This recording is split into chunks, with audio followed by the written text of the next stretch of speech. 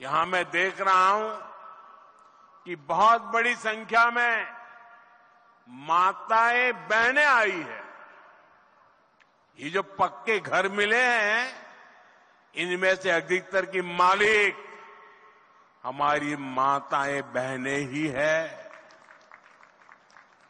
हजारों ऐसी बहनें हैं जिनके नाम पर पहली बार कोई संपत्ति रजिस्टर हुई है। मेरी माताओं बहनों, आपके चेहरे की ये खुशी, आपका ये आशीर्वाद, ये मेरी बहुत बड़ी पूंजी है।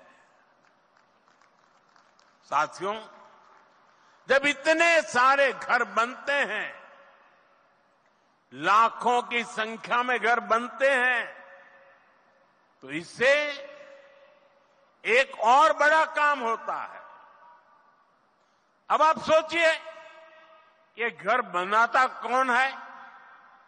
इन घरों में लगने वाला सामान कहां से आता है?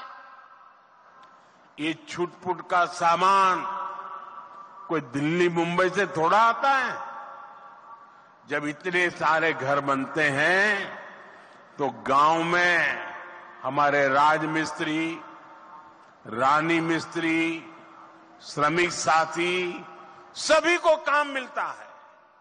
और जो सामान आता है उसका फायदा भी तो स्थानीय छोटे छोटे दुकानदारों को होता है। जो गाड़ी में, ट्रक में सामान लाते हैं उनको होता है। यानी लाखों घरों ने छत्तीसगढ़ में बहुत सारे लोगों को रोजगार भी दिया है।